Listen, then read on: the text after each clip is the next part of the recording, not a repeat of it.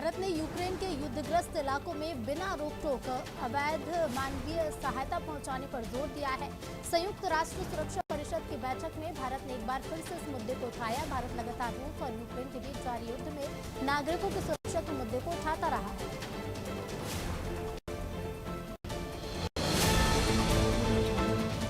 Israel के Tel Aviv इलाके में देर शाम हुई गोलीबारी की वारदात में 5 लोग मारे गए हैं। इलाके में पिछले 7 दिनों के दौरान गोलीबारी की तीसरी वारदात है।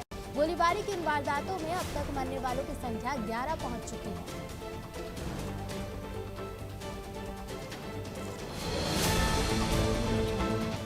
चीनी विदेश मंत्री वांग यी ने कहा है कि अपनी हाल की भारत यात्रा के दौरान उन्होंने गौर से महसूस किया कि दोनों पक्ष के नेता इस साम्राज्य को मारने के लिए सहमत हुए थे कि दोनों देश एक दूसरे के लिए खतरा नहीं है और अपने मतभेदों को दूर कर सकते हैं।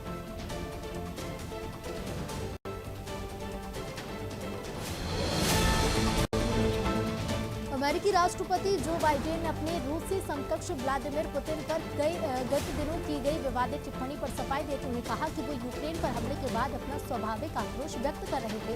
माफी मांगने अथवा बयान वापस लेने से इनकार करते हुए बाइडेन ने कहा कि उनका आशय रूस से सत्ता परिवर्तन के आह्वान से नहीं था। तुर्की के शहर इस्तांबुल में रूस यूक्रेन युद्ध को खत्म करने के लिए फिर से शुरू हुई शांति वार्ता के दौरान दोनों देशों के बीच की तल्खी थोड़ी कम होती दिखी। रूस ने जहां कीव और उत्तरी यूक्रेन क्षेत्र में हमले कम करने का भरोसा दिया, तो वहीं यूक्रेन ने तटस्थ रहने का प्रस्ताव पेश करते हुए अंतर्राष्ट्रीय समुदाय से सुरक्षा की गारंटी मांगी। पाकिस्तान के सियासी संग्राम में अब सौदेबाजी का दौर शुरू हो गया है। कुर्सी बचाने की जीतोड़ कोशिशों में जुटे पीएम इमरान खान के साथ उनके सहयोगी दल सौदेबाजी करने लगे हैं। सरकार के खिलाफ विपक्ष के अविश्वास प्रस्ताव पर 3 अप्रैल को मतदान होना है।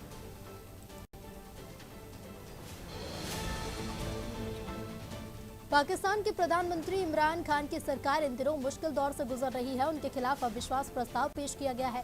पाकिस्तान के गृह मंत्री शेख रशीद अहमद ने घोषणा की है कि पीएम इमरान के खिलाफ अविश्वास प्रस्ताव पर चर्चा 31 मार्च को नेशनल असेंबली में शुरू होगी और इस पर मतदान 3 अप्रैल को होगा।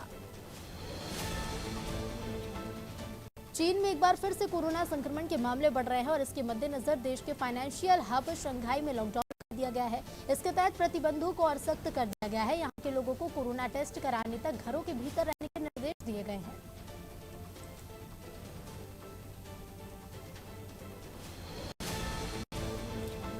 संयुक्त राष्ट्र महासचिव गुटेरस ने यूक्रेन में मानवीय संघर्ष विराम की संभावनाओं का पता लगाने की पहल की है। इसका उद्देश्य यूक्रेन में आवश्यक सामग्री की आपूर्ति और एक करने के लिए राजनीतिक वार्ता का मार्ग प्रशस्त करना है।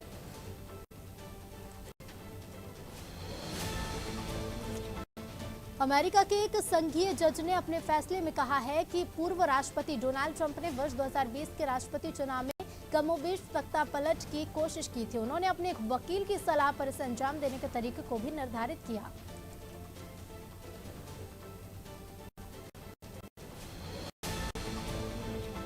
अमेरिकी राष्ट्रपति जो बाइडेन ने हिंद प्रशांत रणनीति में सहयोग के लिए 1.8 अरब अमेरिकी डॉलर का प्रस्ताव पेश किया। साथ ही रणनीतिक रूप से महत्वपूर्ण क्षेत्र में चीन के आक्रामक बर्ताव से मुकाबला करने के लिए 40 करोड़ अमेरिकी डॉलर का एक अन्य प्रस्ताव पेश किया।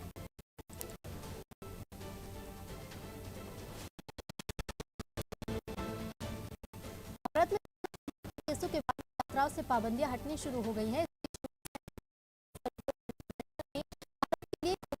यात्रा एडवाइजरी में ढील दे दी है। सीडीसी ने बताया है कि उन्होंने भारत के लिए कोविड-19 यात्रा को इसे लेवल 3 से लेवल 1 में बदल दिया है। नीदरलैंड्स और बेल्जियम ने मंगलवार को अपने अपने देशों से रूस के राजनयिकों को निष्कासित कर दिया। उधर रूस ने भी बाल्टिक देशों में उसने सुरक्षा कारणों से राजनयिकों को निष्कासित किया।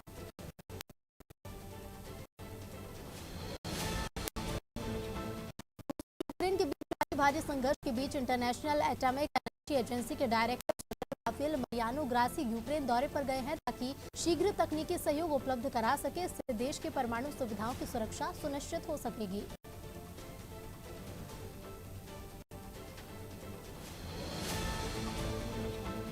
श्रीलंका की आर्थिक व्यवस्था के खराब हालत की हमले के साथ ही हो गई थी और अब ये बदतर हो चुकी है।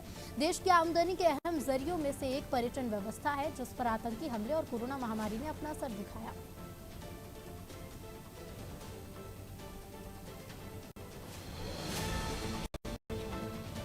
रूस और यूक्रेन के बीच की जंग अब दूसरे माह में चल रही है। फिलहाल इसके बंद होने या दोनों देशों के बीच बातचीत के किसी नतीजे पर पहुंचने की उम्मीद काफी कम जताई जा रही है। इस बीच रूस की सेना ने कीव के उत्तर पश्चिम में इरपिन के पास का इलाका फिर से अपने कब्जे में ले लिया है।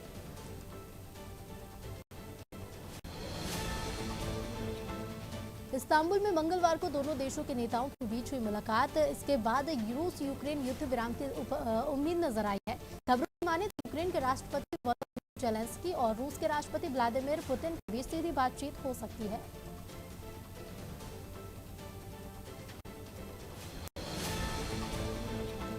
विदेश मंत्री एस जयशंकर ने कहा है कि बहुक्षेत्रीय तकनीकी और आर्थिक सहयोग के लिए बंगाल की खाड़ी पहल के सदस्य देशों को आतंकवाद और हिंसक उग्रवाद का मुकाबला सामूहिक रूप से करना चाहिए। वहीं जयशंकर ने विशेष रूप से संपर्क, ऊर्जा और समुद्री क्षेत्र में सहयोग को तेज करने और विस्तार देने की भारत की प्रतिबद्धता पर जोर दिया है। राष्ट्रपति जो बाइडेन ने स्वच्छ ऊर्जा और डिजिटल अर्थव्यवस्था के लिए भारत को दी जाने वाली मदद बढ़ाने का प्रस्ताव रखा। उन्होंने इन क्षेत्रों में चीन की बढ़ती तानाशाही से निपटने के लिए ये प्रस्ताव रखा है। भारत के विकास के लिए सहायता को 2021 के $2.5 करोड़ से बढ़ाकर वित्त वर्ष 2023 में $6.6 करोड़ करने का प्रस्ताव है। जंग में यूक्रेन को अब तक $564.9 अरब का नुकसान हो चुका है, जिसमें 7,886 किलोमीटर से ज्यादा का रोडवेज तबाह हो चुका है। तो वहीं यूक्रेन के अकेले मैरियोपोल शहर में रूस की तरफ से हो रहे हवाई हमलों में 210 बच्चों समेत 5,000 लोग मारे जा चुके हैं, जबकि 78,000 करोड़ का इंफ्रास्ट्रक्चर तबाह हो गया है। इजराइल के तेल अवीव में एक बंदूकधारी द्वारा किए गए हमले में कम से कम 5 लोगों की मौत होने की खबर सामने आई है। इजराइल मेडिक्स ने ये जानकारी दी। इस दुखद घटना को लेकर देश के पीएम नफ्ताली बेनेट ने कड़ी प्रतिक्रिया दी है।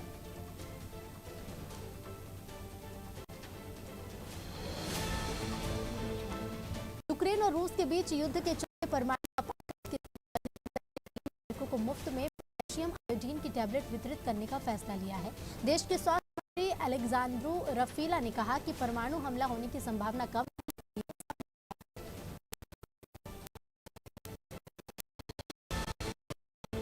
संयुक्त राष्ट्र परमाणु संस्था के महानिदेशक यूक्रेन परमाणु सूचना सुरक्षा सुनिश्चित करने के लिए तत्काल तकनीकी सहायता के उद्देश्य के साथ वरिष्ठ सरकारी अधिकारियों के साथ वार्ता के लिए स्वीप पहुंचे हैं।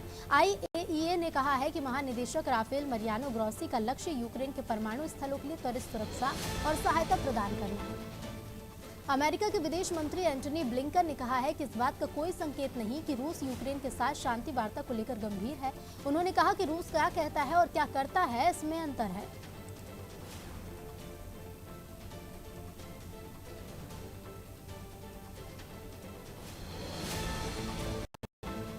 आयरलैंड के विदेश मामलों के विभाग ने कहा है कि राजनयिक व्यवहार के अनुरूप गतिविधियां न करने के लिए 4 रूसी अधिकारियों को निकाल दिया गया है।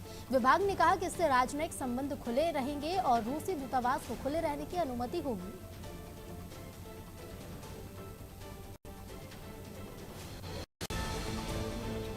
अमेरिका के राष्ट्रीय सुरक्षा सलाहकार दिलीप सिंह 2 दिवसीय दौरे पर भारत आने वाले हैं। उनकी यात्रा ऐसे वक्त में होने वाली है जब रूस के विदेश मंत्री सरगेई लावरोव भी नई दिल्ली के दौरे पर होंगे। दिलीप सिंह आज नई दिल्ली पहुंचेंगे। यूक्रेन पर हमले को लेकर रूस के खिलाफ अमेरिका के प्रतिबंधात्मक कदमों में दिलीप सिंह की भूमिका को महत्वपूर्ण माना जाता है।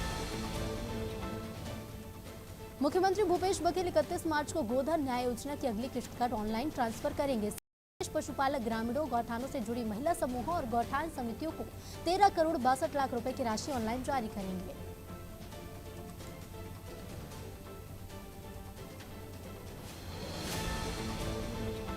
रूस और यूक्रेन के बीच जंग 35वें दिन भी जारी है। रूसी सैनिक लगातार यूक्रेनी शहरों में बमबारी कर रहे हैं, जिससे तमाम शहर खंडहर में तब्दील हो चुके हैं। इसी बीच माइकोलाइव में रूस ने रीजनल एडमिनिस्ट्रेटिव हेडक्वार्टर की बिल्डिंग का रॉकेट अटैक किया है। इस हमले में कम से कम 12 लोगों की मौत की खबर है, तो वहीं 33 लोग घायल हो गए।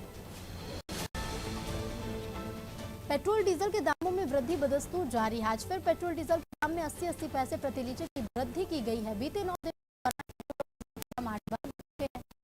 पेट्रोल 5 रुपए 60 पैसे महंगा हो चुका है। देश के अधिकांश राज्यों में पेट्रोल की कीमत 100 रुपए लीटर के पार हो गई है। जम्मू कश्मीर में आतंकी गतिविधियों में महिलाओं की सक्रियता बढ़ती नजर आ रही है। सोशल मीडिया में एक वीडियो तेजी से वायरल हो रहा है।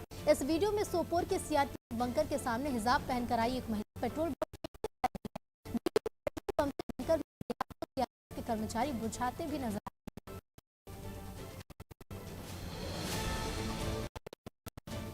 यूपी के मुख्यमंत्री योगी आदित्यनाथ ने बंकर की मां और पत्नी से बात की। भाजपा पर बात की गई। सीएम ने पर शोक का दूसरा सीएम ने कहा कि आरोपियों के खिलाफ कानूनी कार्रवाई होगी।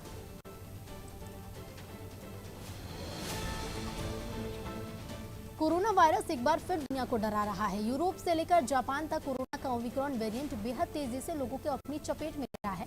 खासकर चीन में, जहां से कोरोना महामारी की शुरुआत हुई थी। चीन के खूबसूरत शहर शंघाई में मंगलवार को कोरोना के रिकॉर्ड 4,477 मामले दर्ज होने के बाद हड़कंप मचा है। आईपीएल 2022 में जीत से आगाज करने कोलकाता नाइट राइडर्स की टीम बुधवार को रॉयल चैलेंजर्स बैंगलोर से भिड़ेगी। श्रेयस अय्यर की कप्तानी वाली कोलकाता नाइट राइडर्स ने अपने पहले मैच में गत विजेता चेन्नई सुपर किंग्स को हराया।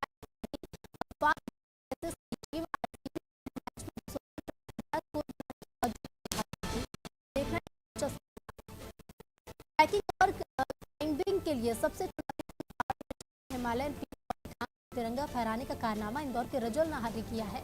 रजत पेशे से सीए हैं और सिटी बैंक में काम करते हैं। उन्होंने 14,600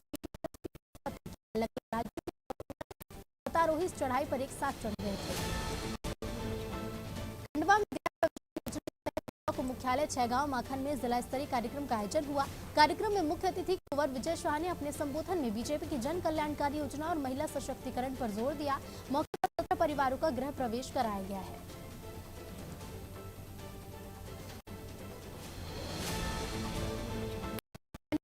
अंतर्राज्यीय चोर गिरोह को गिरफ्तार किया। पुलिस अधीक्षक अशोक कुमार राय ने घटना का खुलासा करते हुए कहा कि चोरों के पास से 9 मोटरसाइकिल, 2 कैमरे, 1 लैपटॉप सहित कई हार्ड डिस्क बरामद हुई हैं। पुलिस ने 2 आरोपियों को गिरफ्तार कर लिया है, जबकि अभी भी फरार है।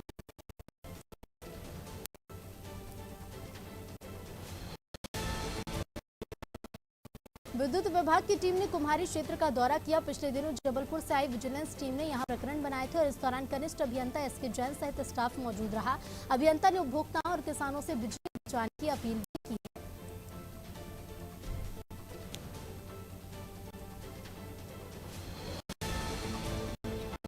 इंडोरी के केवलारी मिडिल स्कूल में मंगलवार को से 57 छात्र बीमार को समनापुर के सामुदायिक स्वास्थ्य केंद्र और जिला अस्पताल में भर्ती कराया गया, जहां उन्हें खतरे से बाहर बताई जा रही है। स्कूल में पदस्थ शिक्षक का कहना है कि मध्याह्न भोजन खाने के बाद एक छात्र भीत होगा और उन्हें पेट में लगा। साथ ही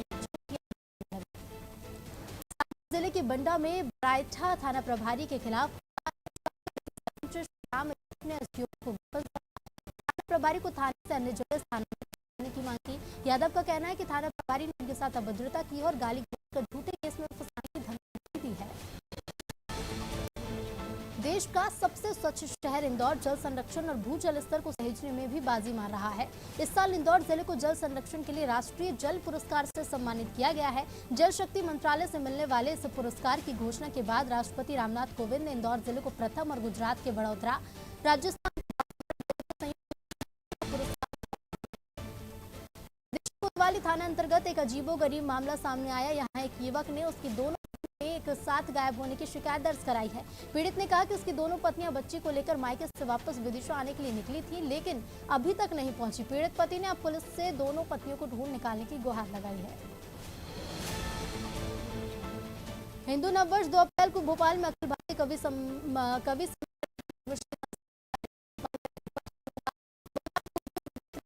ने कार्यक्रम स्थल का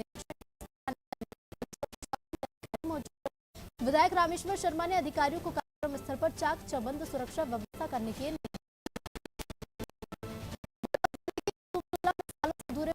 बांध को पूरा कराने की मांग फिर से जोर पकड़ने लगी है। किसानों का कहना है कि जब तक बांध का काम शुरू नहीं होगा वो आंदोलन जारी रखेंगे। किसानों ने चेतावनी देते हुए कहा कि 2 दिन के भीतर कोई सार्थक चर्चा नहीं हुई तो बांध स्थल से उठकर वो का जाम करेंगे। वन विभाग अवैध लकड़ी तस्करों के खिलाफ लगातार कार्रवाई कर रहा है। वन विभाग ने 8 घंटे में 1 दर्जन से ज्यादा आरा मिलों की दबिश दी। छापेमारी में है, तो वहीं शहर के पाहंदा में संचालित आरा मिल से टीम को अवैध लकड़ियों का जखीरा भी बरामद हुआ।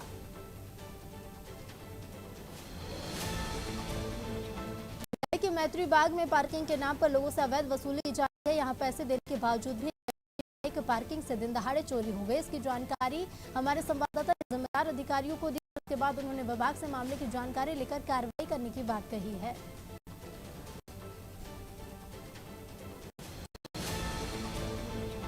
पीएम मोदी ने यूरोप में हाल के घटनाक्रमों पर चिंता जाहिर की है। यूक्रेन का नाम लिए बिना पीएम ने अंतर्राष्ट्रीय व्यवस्था की स्थिरता पर सवाल खड़े किए। मोदी ने चिंता 5वें शिखर सम्मेलन को व्यक्त की। पीएम ने बिम्स्टेक के बजट को की तरफ से 7.6 करोड़ रुपए की घोषणा भी की है। चमोली जिले के दसौली ब्लॉक में मार्ग पूरी तरह से जर्जर और खस्ता हाल हो गया है। वाहन चालक अपनी जान पर ले जाने को मजबूर है।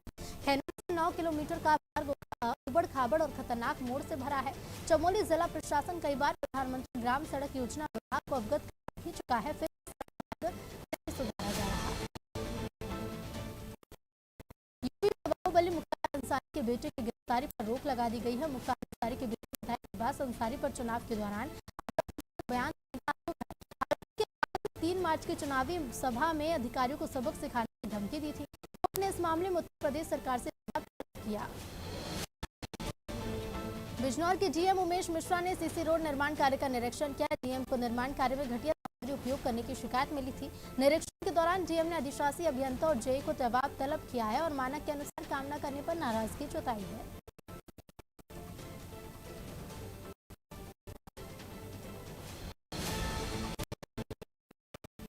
गांव के केंद्रीय जिसे 1 अप्रैल को सुबह 11 बजे आयोजित होगा। कार्यक्रम में प्रधानमंत्री नरेंद्र मोदी से सीधा संवाद करेंगे। कार्यक्रम में शिक्षकों और विद्यार्थियों के साथ अभिभावकों को भी आमंत्रित किया गया है।